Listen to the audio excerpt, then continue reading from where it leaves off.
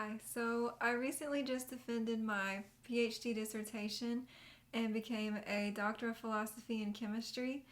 And I've been reflecting on the most valuable lessons that I have learned throughout my PhD, and I wanted to share them with you. So, the lesson that really stands out to me is developing the awareness to shift your field of view appropriately. You've probably heard the expression, you can't see the forest for the trees. I actually had the opposite problem. I couldn't see the trees for the forest because I was so big picture focused that I would often overlook really important details that I needed in that moment. Throughout my PhD, I really think an important skill that I developed was learning how to shift my field of view from broad to narrow, to have this ability to narrow and broaden my field of view appropriately based on the context. And so it's been helpful for me to have a visual representation of this. So this bismuth pendant reminds me of that concept. So this pendant has well-defined edges and a pattern that repeats, just like I want to have well-defined ideas with my experiments and well-defined goals in my experiments, but it expands from narrow to broad, and that reminds me of how I want to approach scientific problems. I want to have the ability to think broadly when I'm developing hypotheses. I want to have the ability to narrow my field of view when I am interpreting data and be completely objective when I'm interpreting the data. So I want my field of view to be very narrow in that circumstance.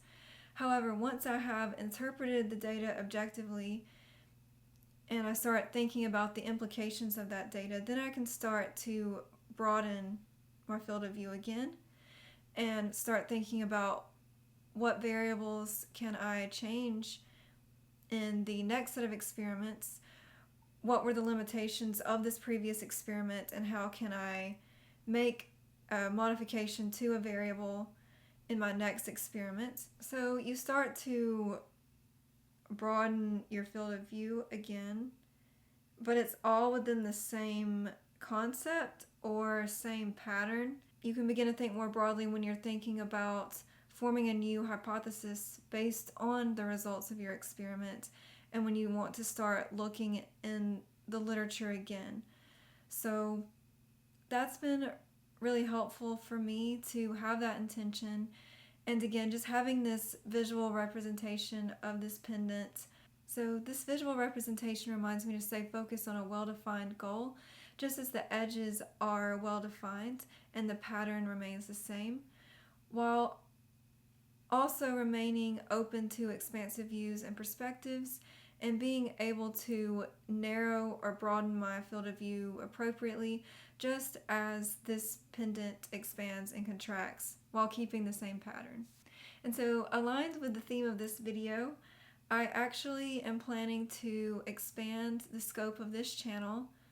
So I'm going to keep within the themes of science, skincare, makeup artistry, but I would like to start some series on my channel. And one series that I want to start is actually creating makeup looks inspired by maybe these sort of esoteric concepts. And mineralogy is one of my passions, and for example, the visual representation of this pendant that I just explained, those visual representations really help me to set the intentions that I want to have for as a scientist and just in life in general. And so this video will go up first, but soon I'll be posting a video of a makeup look inspired by this pendant and going into a bit more detail about how this visual representation has helps me hone this ability of shifting my field of view appropriately. It was actually a huge surprise to me that my advisors use the term fearless to describe me in regards to research and collaborating with other scientists. Honestly, it shocked me to my core because I have experienced a lot of anxiety throughout my PhD, and I remember thinking years ago that that's how everyone perceived me, was just as someone who was full of fear.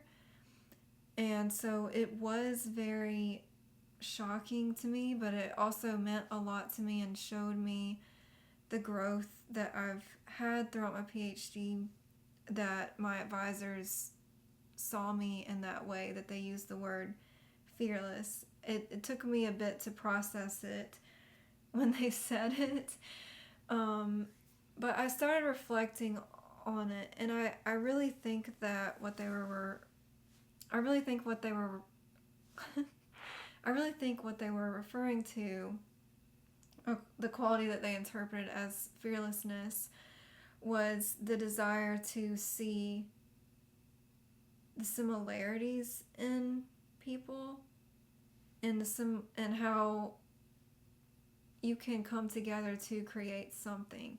The most valuable thing that I've learned in regards to that is to only focus on how the knowledge that you and another person have, how that can be bridged together, and only see the differences as how it's getting you closer to solve the problem. I used to very much focus on what separated me from other people, and would get very in my head about that, and would often just recluse. And I don't know that this was conscious at the time, but reflecting back on it, the times that I have, in my opinion, made the most significant,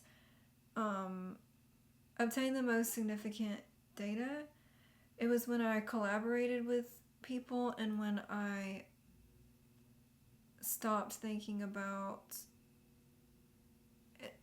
It was when I only focused on the knowledge that we could share, even though we had unique skill sets.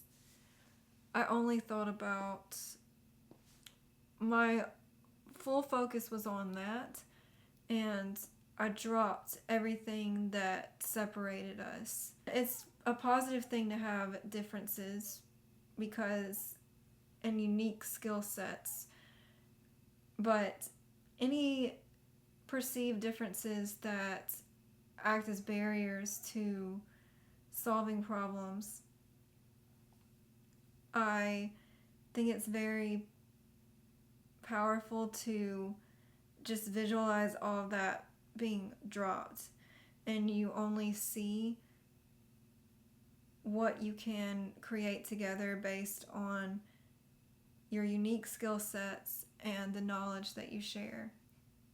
Alright, so obviously there are so many lessons that I learned throughout my PhD. Those were the ones that really stood out to me upon reflection. Again, these are things that I constantly need to remind myself of, and so that's why I want to start a series on my channel where I create makeup looks inspired by these concepts.